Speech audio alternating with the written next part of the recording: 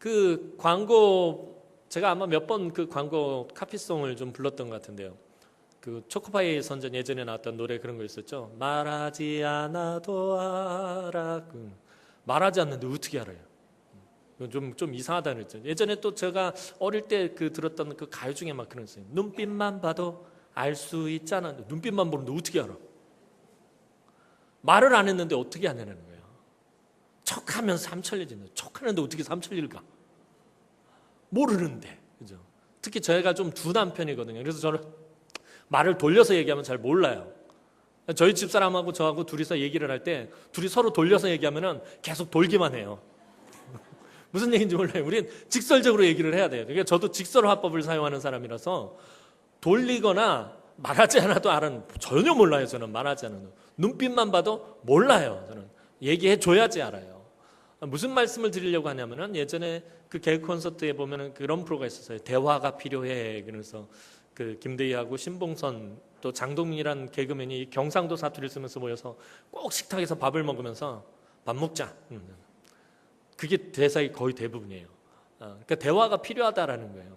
그러니까 무슨 말을 하는지 알아야 된다는 거예요. 대화가 없으면은 도대체 뭐가 뭔지 모르고 이해도 못하겠고 세상이 어떻게 돌아가는지 모르고 대화가 그만큼 중요하다는 거예요.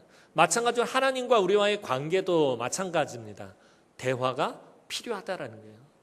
하나님도 물론 하나님은 저처럼 이렇게 꽉 막힌 분이 아니기 때문에 눈빛만 봐도 알고요. 말하지 않아도 알아요. 척하면 하나님 삼천리 가셔요. 그러나 하나님께서 그럼에도 불구하고 우리에게 원하시는 것이 있어요. 그거는 우리와 교제하기를 원하신다는 거예요. 전에도 말씀드린 것처럼 하나님께서 우리를 창조하신 목적 중에 하나는 교제하기 위해서 창조하셨다라는 거예요. 아담과 하와를 만드시고 그들과 교제하는 걸 하나님 너무 좋아하셨어요. 날마다 아담의 손을 붙잡고 그 동산을 거니시는 것 하나님 제일 좋아하셨다는 거예요. 지금도 마찬가지예요. 저와 여러분들을 향하신 하나님의 바람은 다른 것이 아니라 교제하는 것이에요. 이 땅을 살아가는 동안에 우리가 하나님과 교제하면서 하나님과 대화하면서 하나님의 뜻을 깨달아 알고 하나님 말씀하신 대로 살아가면서 그냥 이러쿵 저러쿵 미주알 고주알 하나님 앞에 다 얘기하면서 그렇게 살아가는 것 하나님 원하신다라는 것입니다. 근데 그거의 대표적인 방법이 기도입니다. 그래서 혹자는 기도는 하나님과의 대화다. 기도에 대해서 여러 가지 정의들을 내립니다.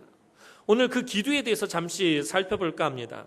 우리 그리스도인들이 이 세상을 살아가면서 가장 중요한 것은 하나님과의 대화 채널이 열려 있어야 된다는 것입니다.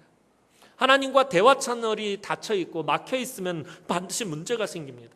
하나님께서는 우리를 이 세상에 그냥 확 던져놓고서는 인생은 서바이벌이다. 알아서 살아서 돌아오너라. 하나님 그렇게 무책임하게 방치하지 않으시는 분이십니다. 전쟁 영화를 보면 치열하게 전투가 벌어지는 곳에서 정말 중요한 병사가 있습니다. 예전에 봤던 이제 미국 TV 드라마 중에서 밴드 오브 브라더스라든가 위아드 솔저 이런 그런 영화들을 이렇게 잘 보면은 전쟁이 막 전투가 치열하게 벌어지는 바로 그 현장에서 물론 지휘관도 중요하지만 이 지휘관 현장 지휘관 옆에 항상 딱 붙어 따라다니는 병사가 한 명 있습니다. 그 병사는 정말 중요한 사람입니다. 누구냐면 통신병입니다. 본부의 명령을 잘 전달해야 하고 전투가 벌어지는 곳의 상황을 본부에 잘 알려야 합니다. 실탄이 떨어졌으면 탄약이 떨어졌다고 빨리 연락을 해서 공수받아야 하고요. 또 후퇴를 하려면 빨리 헬기를 보내달라고 해서 그곳에서 빠져나와야 하고요. 그 외에도 또 폭격을 유도할 때는 좌표를 잘 알려주어야 합니다. 그래서 지금 우리가 분리하니까 어느 지점으로 대포를 쏴라. 그런데 이 좌표를 잘못 알려주면은 이 대포가 아군의 머리로 떨어지는 불상사가 발생합니다. 위아솔저라는 영화를 보면은 통신병이 제대로 좌표를 알려줬는데 그만 실수를 해가지고서는 이 베트남 전쟁에서 네이팜탄을 그만 아군 쪽에다가 떨어뜨린 거예요. 아군이 다 불에 타서 죽는 장면이 거기 나옵니다. 그만큼 통신이 매우 중요한 것입니다. 우리가 이 땅에서 치열한 영적 전쟁을 벌이며 살아갈 때 우리 상황을 알리며 본부와 통신을 주고받는 것과 같은 것이 바로 기도입니다. 그래서 만일 우리 성도들에게서 기도가 중단되면 우린 그때부터 하나님의 지시 없이 내 마음대로 행동하게 되고요. 영적으로 위험한 상태에 빠지게 됩니다. 그래서 기도가 중요한 것입니다. 이처럼 치열한 전투라는 그런 의미, 선상에서 있는 기도의 의미가 있다면 다른 한편의 기도는, 이 기도는 내가 하나님과의 바른 관계 속에서 하나님의 참된 뜻이 이루어지도록 요청하는 것입니다. 내가 하나님과 바른 관계를 맺고 하나님의 참된 뜻이 내 삶에서, 내 인생에서 이루어지는 것을 요청하는 것, 그것이 기도다라는 것입니다. 아마 여러분들이 생각하고 있는 기도와는 그 의미가 좀 다를 수도 있어요. 진정한 기도란 내가 하나님과의 바른 관계를 일단 유지를 해야 돼요. 하나님과의 그 바른 관계성 속에서 나를 향하신, 내 인생을 향하신, 혹은 내 자녀를 향하신, 우리 교회를 향하신, 우리 가정을 향하신 하나님의 그 선하신 뜻이 이루어지는 것을 요청하는 것, 이게 기도다라는 것입니다.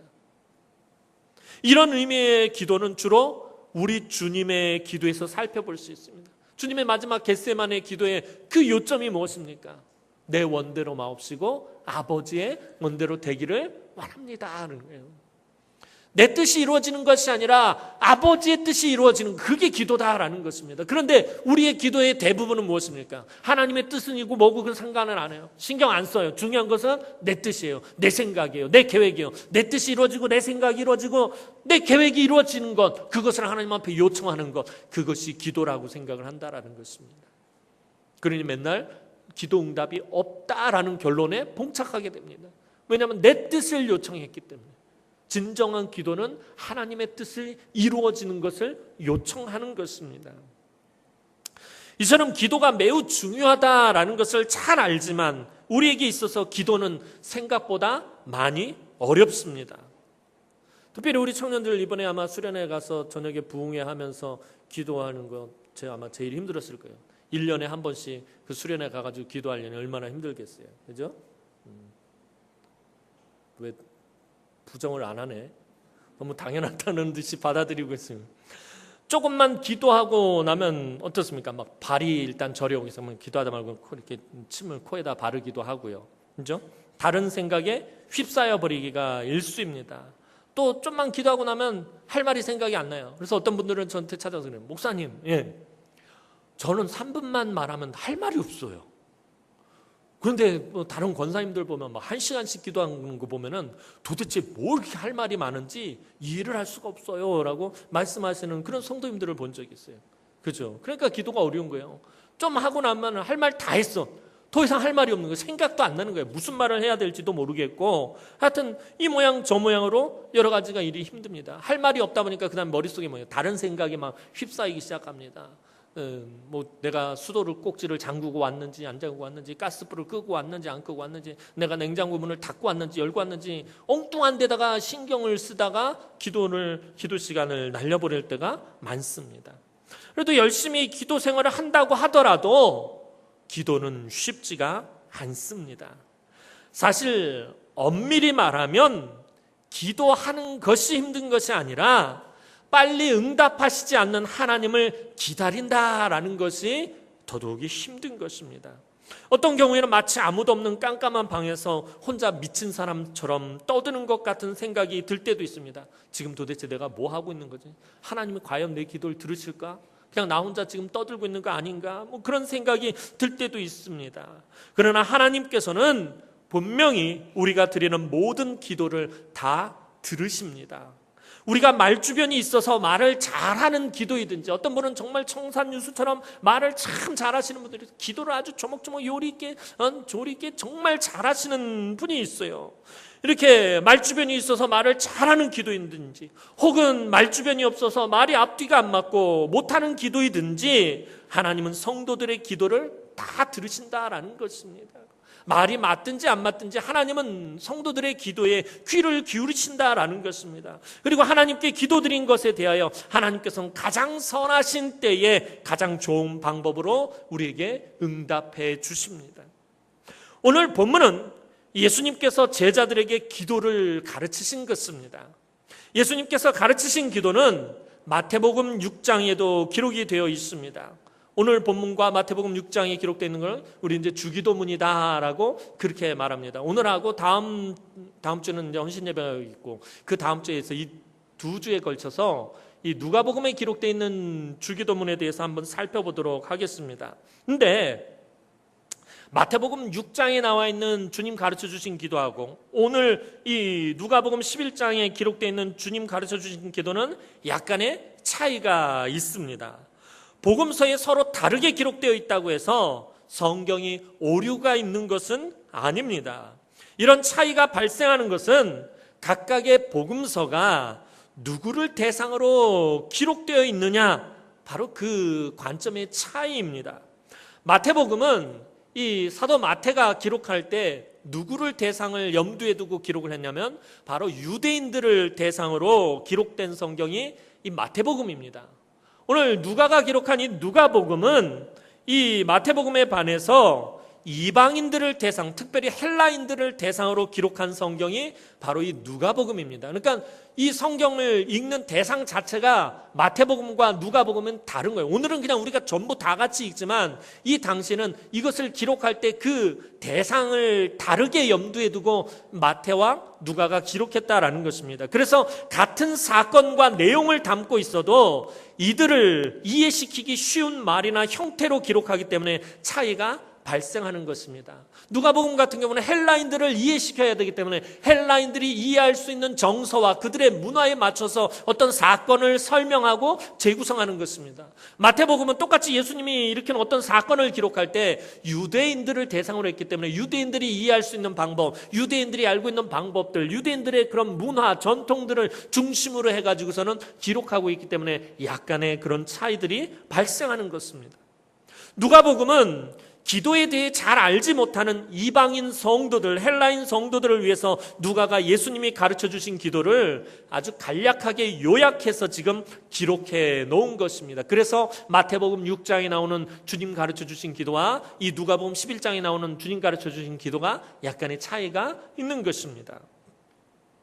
여하튼 마태복음과 누가복음은 주님께서 기도를 가르치셨다라는 것을 기록하고 있습니다.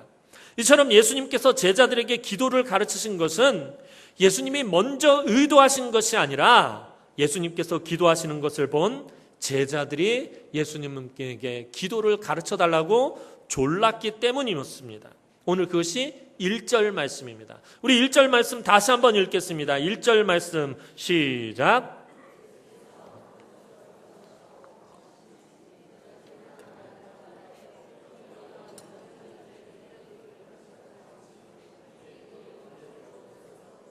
아멘. 자, 오늘 본문을 보면 예수님이 그날도, 이 본문이 기록되어 있던 그날도 어느 한 곳에서 기도하고 계셨음을 알 수 있습니다. 복음서를 보면 하여튼 예수님의 기도에 대해서 말씀드릴 때마다 아마 계속해서 말씀드렸을 거예요. 복음서를 보면 예수님은 늘 시간이 날 때마다 들로 산으로 한적한 곳에 가셔서 기도하신 것을 볼 수 있습니다. 예수님께서 이처럼 기도하신 것을 제자들이 보았을 때 제자들은 이 예수님의 기도가 다른 바리새인들이나 랍비들이나 제사장들, 서기관들, 사두개인들과는 분명히 다르다라는 것을 알게 되었습니다. 우리 예수님의 기도는 저 랍비들과 바리새인들과 저 서기관들과 분명히 뭔가 달라.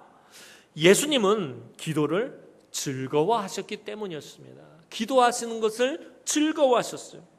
사실 우리에게는 기도가 즐겁다라는 것이 잘 이해가 되지 않습니다. 여러분들 기도가 즐겁습니까? 그냥 우리 사이인데 톡 까놓고 그냥 얘기했죠. 아무도 몰라. 바깥에 있는 사람들 몰라. 그냥 우리 요 안에 있는 사람. 기도가 즐겁습니까? 여기서 대답 잘 하셔야 됩니다. 청년들, 기도가 즐겁나요? 경원아, 가증스럽구나.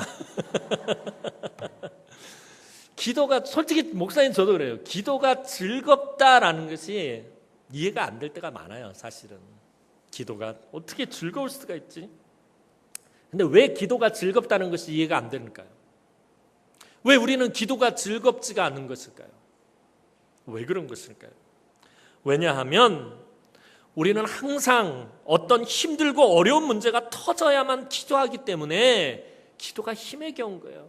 우리 기쁘고 즐겁고 정말 막 어떤 좋은 일이 있을 때 기도하는 사람들 거의 없잖아요.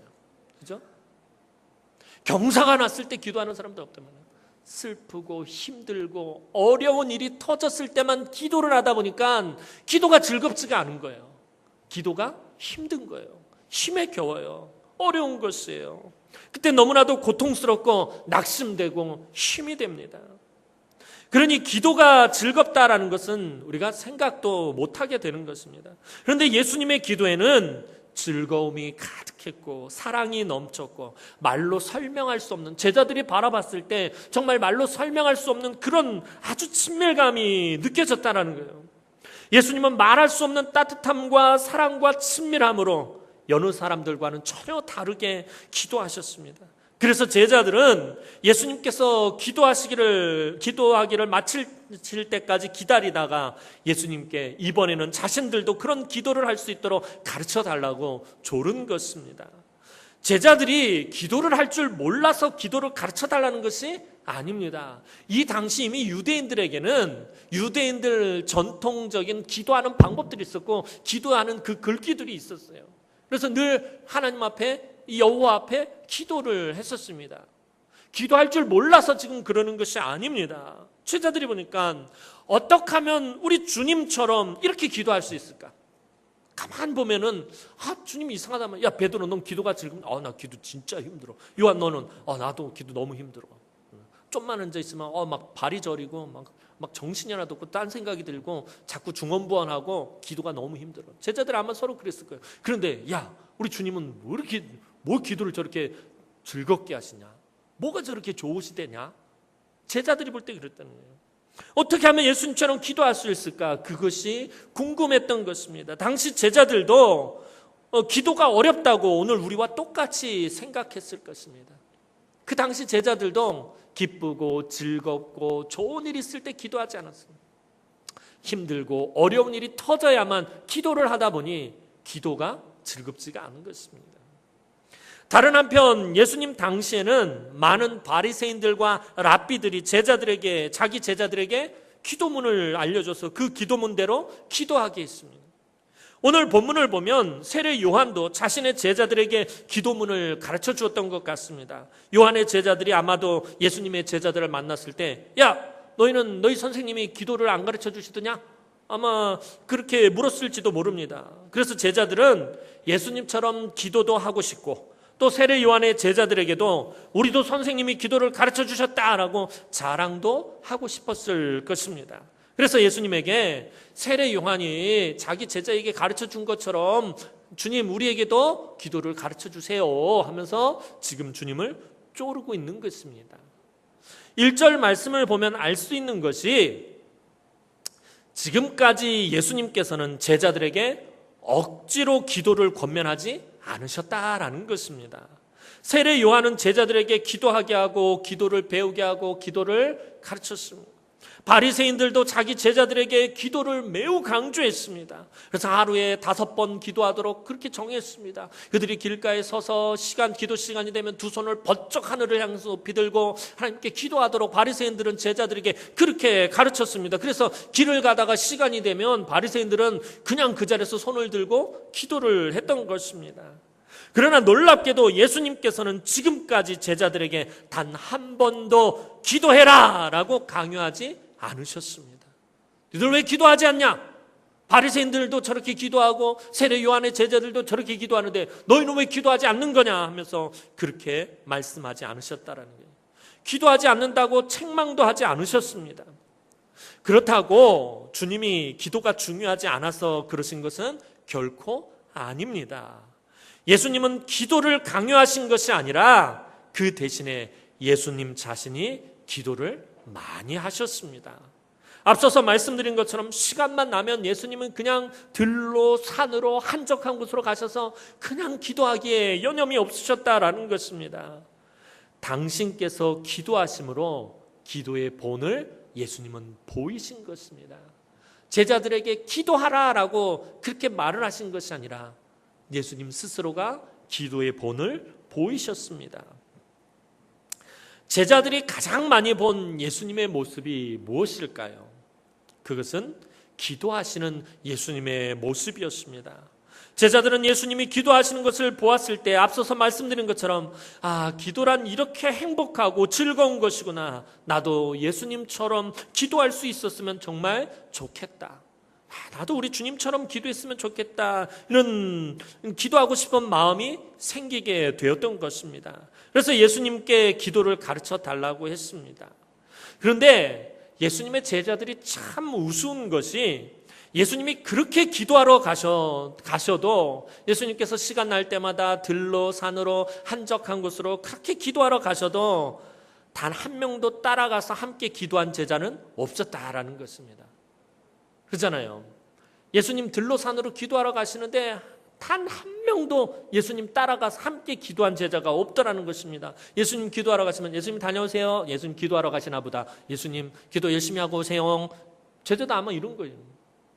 예수님 저도 같이 가요. 그리고 따라간 제자가 없었다라는 것입니다. 보기에는 참 좋았지만 따라해볼 엄두는 내지 못했던 것입니다. 그러니 나중에 겟세마네 동산에서 기도할 때 제자들은 아무런 기도 훈련이 되어 있지도 못해서 그 중요한 시간에 깨어서 기도하지 못하고 잠들고 만 것입니다. 예수님의 기도와 다른 사람들의 기도가 근본적으로 달랐던 이유가 그럼 어디에 있습니까? 제자들도 그렇고 왜 모두가 기도를 어렵게 생각하는 것입니까? 왜 지금 당장 기도하자 그러면 이렇게 그 기도가 어려운 것입니까? 그것은 그들이 기도하는 대상을 잘 알지 못했기 때문이었습니다. 내가 지금 기도하는 내 기도를 들으시는 분이 누군지 잘 알지 못했다라는 것입니다. 그래서 마치 전혀 알지도 못하는 사람과 전화를 통화하거나 혹은 전원이 꺼진 전화기를 들고서 통화하는 것과 같을 때가 있습니다.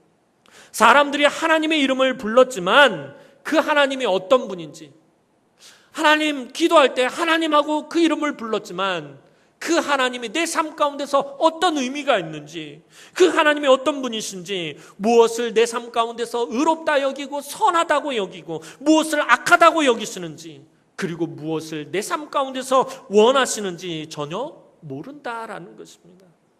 하나님에 대해서는 전혀 알지도 못하고 그저 자기들의 필요만 구했던 것입니다. 하나님이 어떤 분인지, 내 삶에 있어서 하나님은 어떤 분인지 그 하나님과 인격적인 교제는 전혀 없고 내 필요만 그 기도에 가득했다라는 것입니다. 하나님 이게 필요해요. 하나님 저게 필요해요. 하나님 이게 없어요. 하나님 저게 없어요. 하나님과의 인격적인 교제보다는 필요가 채워지는 것을 더 중요하게 생각했다라는, 그러니 기도가 어려운 것입니다. 오늘 저와 여러분들의 기도를 정직하게 한번 솔직하게 마음속으로 생각해 보시기 바랍니다. 하나님과의 교제보다 내 삶에 부족한 것이 채워지는 것이 더 중요했다라는 거예요. 내 삶에 필요한 것들로 채워지는 것이 기도에 더 중요했다는 거예요. 늘 모자라고 늘 부족한 것, 채워지는 것, 그것을 요구했기 때문에 기도가 어려울 수밖에 없는 거예요. 하나님과 교제하고 하나님과 대화하고 하나님과 인격적인 관계를 맺는 것에 대해서는 전혀 관심이 없는 거예요. 그런 거에 대해서는 전혀 생각이 없는 것입니다. 그러니 기도가 어려운 것입니다. 예수님께서 그렇게 기도에 매진하셨던 것은 하나님이 누구인지 어떤 분인지 너무나도 잘 알고 계셨기 때문이에요. 우리 주님만큼 하나님을 잘 아시는 분이 어디 있습니까? 하나님 당신이기 때문에.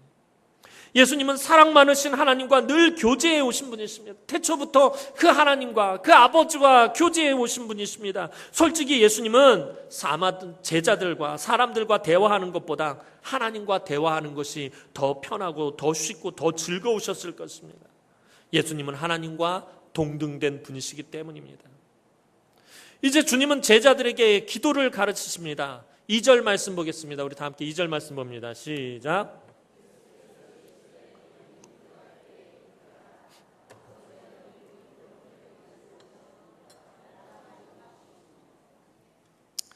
예수님은 기도에 있어서 가장 중요한 전제 조건을 말씀하십니다. 기도에 있어서 가장 중요한 것은 하나님이 누구인지 바로 아는 것입니다. 내가 지금 기도하는 대상, 그 하나님이 어떤 분인지 바로 아는 것이다라는 것입니다. 내가 기도를 하면서 내 기도를 들으시는 분이 누구인지 어떤 분인지 모른다면 세상에 그것처럼 어리석은 일이 어디 있겠습니까? 그래서 예수님은 우리의 기도의 대상이 누구인지 분명하게 밝히셨습니다. 너희는 이렇게 기도하라 그러면서 제일 먼저 하신 말씀이 너희의 기도의 대상이 누구인지 알아야 된다라는 것을 말씀하고 계십니다. 하나님께 기도할 수 있는 사람은 바로 하나님을 아버지라 부를 수 있는 사람들밖에 없다라는 것입니다. 하나님을 아버지라고 부를 수 있는 사람들은 오직 그리스도인들 뿐입니다. 그렇기 때문에 기도하기 전에 우리는 반드시 내가 어떤 분에게 기도를 드리는지 분명히 깨닫고 알고 있어야 합니다. 우리는 분명히 이 세상을 지으시고 나를 빚으신, 누구보다도 나의 처지와 형편과 상황을 잘 아시는 우리 하나님 아버지께 기도하고 있는 것입니다. 또한 하나님께서는 아무리 내 기도 소리가 작고 내용이 부족해도 반드시 듣고 계시다라는 것을 믿어야 합니다. 이러한 믿음이 없으면 그저 한낱 자신의 신세 타령밖에 되지 않는다라는 거예요. 어떤 분의 기도를 잘 보면은 이분이 기도를 하는 건지 신세 타령을 하는 건지 구분이 안 될 때가 있다라는 거예요. 내가 하나님 앞에서 신세 타령하고 넋두리 하는 것, 그게 기도가 아니다라는 것입니다. 바리새인들은 하나님을 아버지라 부르는 것을 하나님을 모독하는 것이라고 생각했습니다. 그래서 예수님께서 하나님을 아버지라고 불렀을 때 그들은 마음속으로 예수님을 하나님 망령되이 일컫는 사람으로 여겼어요. 참남하도다, 저가 하나님을 모독한다, 신성 모독이다 라고 이 바리새인들과 제사장의 무리들은 그렇게 여겼다라는 것입니다. 바리새인들은 주님과 함께 하나님을 아버지라 부를 수 있는 은혜의 자리에 서지 못하고 스스로 여전히 죄인의 모습으로만 남아있으려고 한 것입니다. 주님께서 우리에게 주신 가장 큰 축복 중에 하나는 하나님을 아빠 아버지라 부를 수 있는 자녀가 되는 권세를 우리에게 주신 것입니다. 우리가 예수 그리스도를 우리의 구주로 믿는 그 순간 우리는 믿음으로 하나님의 자녀가 되도록 해주신 것이 저와 여러분들이 받은 가장 큰 축복이요 은혜인 것입니다. 주님은 오늘도 우리에게 이렇게 말씀하시는 것입니다. 너희가 기도할 때 하나님을 아빠라 부르면서 기도해라. 이제 너희는 하나님의 너무나 귀한 자녀이기 때문이다 라고 지금 2절에서 말씀하고 있는 것입니다. 오늘 우리말로 이렇게 번역하면서 옛날 어른들이 하나님을 아빠라고 부르는 게 불경스럽다고 생각한 것 같아요. 그래서 아버지라고 기록한 거예요. 원래 예수님께서 하신 의도대로 하면은 이건 이렇게 해야 되는 거예요. 예수께서 이르시되 너희는 기도할 때 이렇게 하라. 아빠. 너무 촐싹 맞나요? 아빠 이렇게 기도하라는 거예요. 아빠 이름을 부르면서 기도하라는 거예요. 원래 성경에는 아빠로, 이게 이 아람어가 아빠예요. 아버지를 나타내는 말이 아빠인데 이게 우리나라 말하고 비슷해. 이게 아빠라고 부른다라는 것입니다. 이 아빠라는 말이 어떤 말이에요? 이거는 아버지를 향한 자녀들의 사랑의 언어예요. 여러분들 이제 막 태어난 애기 이제 막 입에서 말 때 내가 엄마, 아빠 그래야 되는데 아버지, 어머니 그럼 이상하잖아요. 그죠? 자녀들이 그 부모를 향한 사랑의 언어, 그 아버지를 향한 사랑의 언어가 뭐예요? 아빠예요, 아빠. 우리 딸년이 항상 저를 부를 때 뭐라고 부르냐면 아빵 하고 불러요. 근데 싫지가 않아요. 되게 좋아요, 그게. 왜요? 딸과 아빠의 그 친밀함이 나타나 있기 때문에. 지금 예수님께서 제자들에게 요청하시는 게 뭐냐면은 하나님과 너희는 아주 친밀하다라는 거예요. 하나님과 너희는 사이가 멀지 않다라는 거예요. 아주 가까운 관계에 있다라는 거예요. 그래서 하나님을 부를 때 아빠라고 불러라 라고 예수님 그렇게 지금 말씀하고 있는 것입니다. 오늘 저와 여러분들에게도 동일한 거예요. 하나님은 저 멀리 우주 저곳에 계신 분이 아니다라는 거예요. 내 삶에 나와 함께 하시고 바로 내 옆에서 나와 동행하시고 내 삶을 인도하시고 보호하시고 지키시고 앞서서 말씀드린 것처럼 나와 교제하기 원하시고 나와 친밀한 관계를 맺기 원하시는 분이 하나님이시다라는 거예요. 오늘도 하나님은 저와 여러분들에게 하나님을 아빠라고 불러주기를 원하신다라는 거예요. 그래서 예수님 그렇게 말씀하신 거예요. 너희는 이렇게 기도하라. 하늘에 계신 우리 아빠, 그렇게 친밀함을 가지고 기도하라라는 것입니다. 오늘 우리가 믿음으로 하나님 앞에 나오고 믿음으로 하나님의 이름을 부르는 것이 하나님의 이름을 거룩히 여기는 것입니다. 믿음 없이 하나님의 이름을 불러서는 안 됩니다. 하나님을 믿지 못하고 하나님의 이름을 부르는 것이 하나님의 이름을 망령되이 일컫는 것입니다. 믿음이 없이는 결코 하나님을 기쁘시게 할 수 없어요. 우리가 하나님 앞에 나아갈 때 천재 조건이 믿음입니다. 믿음으로 나아가면 하나님이 우리를 기쁘게 받아주시는 거예요. 우리의 믿음을 보시고 기쁘게 받아주시면서 하나님은 우리의 아빠가 되어주시고 우리는 하나님의 자녀가 되는 것입니다.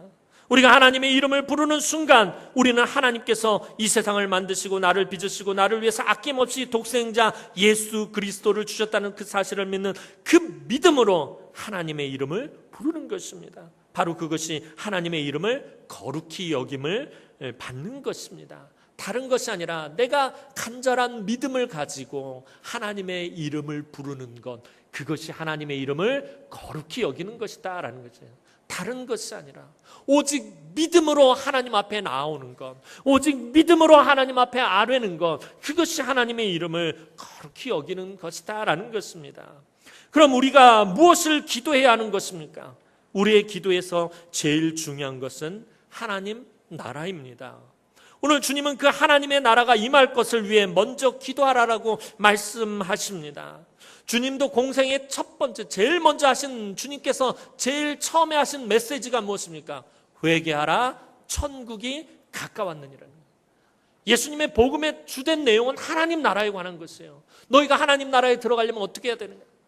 너희가 하나님을 소유하려면 어떻게 해야 되느냐? 예수님의 복음의 핵심은 그거였어요. 하나님 나라예요. 천국을 소유하는 것이에요. 천국에 들어가는 것이에요. 천국을 차지하는 것이에요. 천국을 침노하는 것이에요. 이게 예수님의 복음의 본질인 것입니다. 하나님 나라가 임하시오면 바로 그것을 말하는 것이에요. 그렇다고 하나님의 나라와 상관이 없는 나의 개인적인 내용은 기도할 수 없다라고 그것을 말씀하시는 것은 아닙니다. 우리 그리스도인들의 모든 삶의 문제는 하나님 나라와 관계가 있기 때문입니다. 저와 여러분들은 하나님 나라와 뗄래야 뗄 수가 없어요. 그죠? 저와 여러분들이 예수 그리스도를 믿는 순간 저와 여러분들은 하나님 나라의 시민권을 획득한 사람이에요. 이미 하나님 나라를 보장받은 사람들이에요. 우리는 이미 하나님 나라를 소유한 사람들이에요. 그래서 우리의 삶과 하나님 나라는 뗄래야 뗄 수가 없다라는 거예요. 같은 것이에요. 우리의 삶의 문제는 하나님 나라의 문제와 똑같다라는 것입니다. 그래서 하나님 나라에 대해서 우리가 기도해야 되는 것입니다. 주님은 말씀하십니다. 심령이 가난한 자는 복이 있나니 천국이 저희 것이며. 심령이 가난한 자, 천국은 어디서 시작한다는 거예요? 우리의 심령에서부터 시작한다는 거예요. 내가 예수 그리스도를 믿는 그 순간 우리가 하나님 앞에서 겸손해지고 내가 죄인임을 인정해지면서 이 내 심령이 가난해질 때 하나님 나라를 소유하게 되는 거예요. 그래 하나님 나라가 나로부터 시작되어지는 것입니다. 내 안에서부터 하나님 나라가 시작되어서 이 하나님 나라가 점점 확장되어서 땅끝까지 이르게 되는 것입니다. 내가 땅끝까지 찾아가는 것이 아니라 나로부터 하나님 나라가 시작되어서 그 하나님 나라가 점점 번져가는 것이요, 넓혀져 가는 것입니다. 그러니 하나님 나라와 내가 뗄래야 뗄 수가 없다라는 것입니다. 나에게 있는 모든 삶의 문제, 고난과 고통, 아픔, 시험과 연단을 모두 하나님께 내어놓고 여러분의 심령을 비우고 가난한 마음으로 나올 때 하나님의 나라가 우리의 심령에 임하는 것입니다. 하나님께 모든 것을 맡기고 의지하는 것, 하나님만을 믿고 그분의 말씀에 붙잡히는 것, 바로 그것이 하나님 나라가 이 땅에 임하는 것입니다. 우리의 기도가 그런 가난한 심령과 은혜를 향한 갈급한 심령으로, 그리고 말씀에 순종하는 믿음으로 나올 것을 주님께서는 지금 우리에게 요청하시는 것입니다. 사랑하는 성도 여러분, 오늘 우리의 기도가 우리 주님과 같은 기도였으면 좋겠습니다.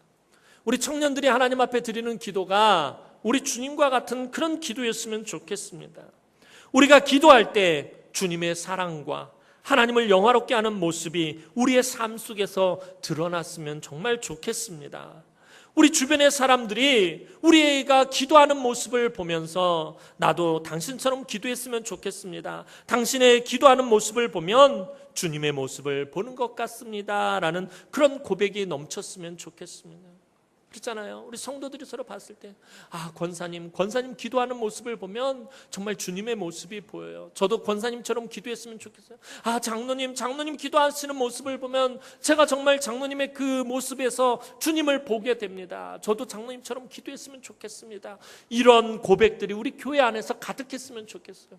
서로가 기도하는 그 모습을 보면서, 서로를 위해서 기도하는 모습을 보면서, 서로 하나님 나라를 세워가는 그 기도하는 모습 속에서 서로가 예수 그리스도를 발견하고, 서로가 그 가운데서 도전을 받으면서 서로에게서 예수를 발견하는 그런 모습을 보았으면 좋겠습니다.